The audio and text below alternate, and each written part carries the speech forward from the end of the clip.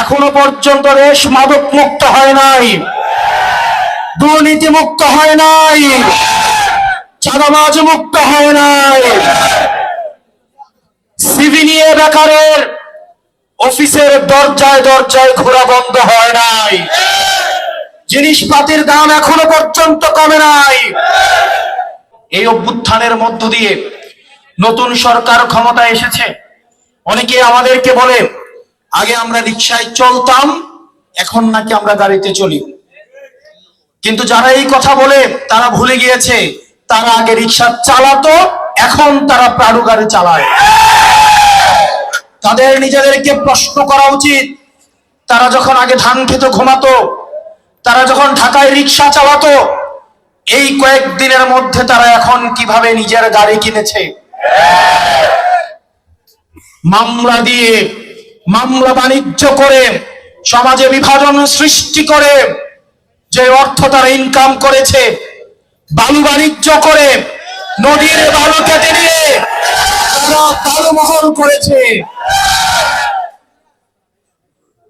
আগে নিজেকে প্রশ্ন করতে হবে, প্রিয় সোনাগাজীবাসী, আমরা চাঁদাবাজির পরিবর্তন চেয়েছি, একই সাথে সাথে চাঁদাবাজেরও পরিবর্তন চেয়েছি।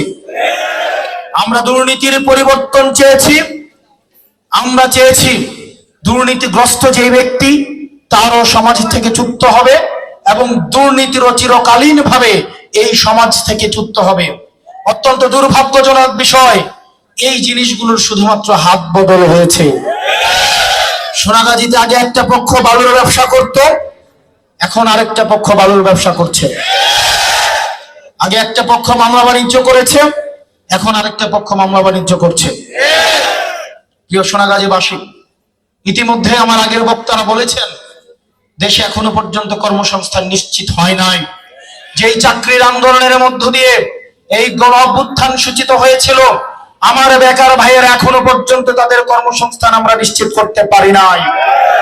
নতুন সার্কুলার দেওয়া হচ্ছে না, দলীয় বিবেচনায় চাকরি দেওয়া হবে বলে এই সার্কুলার গুলোকে বন্ধ করে রাখা হয়েছে। আমার বেকার ভাইদের কর্মসংস্থান নিশ্চিত করতে হবে। মাননীয় প্রধানমন্ত্রী, আপনি বলেছিলেন আপনার ক্ষমতাকালীন 1 কোটি কর্মসংস্থান আপনি নিশ্চিত করবেন। গত 6 মাসে 1 কোটি দূরে থাক, 10 লাখ দূরে থাক, একটা কর্মসংস্থান আপনারা নিশ্চিত করতে পারেন নাই। আওয়ামী লীগ দীর্ঘ সময়ে প্রপাগান্ডা চালিয়েছিল বিদ্যুৎ নিয়ে বিএনপির বিরুদ্ধে। আমরা সেই প্রপাগান্ডায় বিশ্বাস করতে চাই না, কিন্তু বিএনপি সরকার ক্ষমতায় এসে জনগণের হাতে ইলেকট্রিসিটির পরিবর্তে, বিদ্যুতের পরিবর্তে হারিকেন এবং মোমবাতি ধরিয়ে দিয়েছে। এখন আবার সভ্যতার প্রাচীন কালের মতো এখন মাঝে মাঝে বিদ্যুৎ আসে। আগে মাঝে মাঝে বিদ্যুৎ যেত, এখন মাঝে মাঝে বিদ্যুৎ আসে। সংসদে দাঁড়িয়ে বিদ্যুৎ মন্ত্রী বলেন ইলেকট্রিসিটি নাকি যায় না, ইলেকট্রিসিটি নাকি সব সময় থাকে।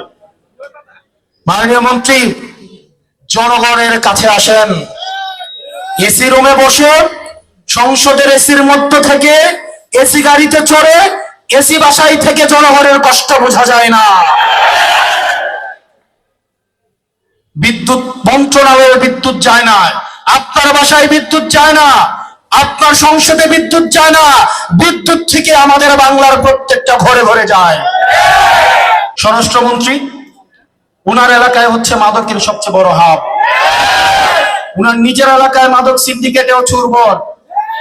পাছে লোকে বলে মাদকের সাথে উনার কি কোন ধরনের প্রশ্রয় আছে কিনা এটা আমাদের ভেবে দেখা উচিত।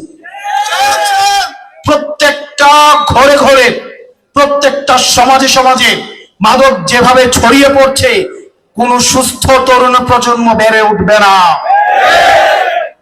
আপনারা আগে বলতেন ঈদের পরে আন্দোলন, ঈদের পরে আন্দোলন, কিন্তু কোন ঈদের পরে সেই ঈদ বাংলার জনগণ আর দেখতে চায়, পায় নাই। বাংলার জনগণ, ছাত্র সমাজ আর ঈদের পরের আন্দোলনের জন্য বসে থাকে নাই, তারা নিজেরাই রাস্তায় নেমে এসে ফ্যাসিবাদের পতন ঘটিয়েছে। সংসদের মধ্যে মাননীয় স্বরাষ্ট্রমন্ত্রী বলেছিলেন ঈদের পরে বিশেষ অভিযান। কোন ঈদের পরে উনি সেটা তো বলেন নাই। রোজার ঈদ গেল, কুরবান ঈদ গেল, কিন্তু ঈদের পরে মাদকের বিরুদ্ধে বিশেষ অভিযান আর দেখা গেল না। মাননীয় স্বরাষ্ট্রমন্ত্রী, আপনি যদি একটু স্পষ্ট করতেন কোন ঈদের পরে, তাইলে আমরা আশ্বস্ত হতাম। আর যদি স্পষ্ট না করেন, 24-এ যেভাবে সাধারণ ছাত্র জনতা রাস্তায় নেমে এসে নিজে দায়িত্বে নিজে বিকল্প হয়ে এই ফেসিবাদকে পতন ঘটিয়েছিল, ঠিক সেভাবে বাংলার ঘরে ঘরে প্রতিরোধ গড়ে উঠবে এই মাদক এবং দুর্বৃত্তায়নের বিরুদ্ধে।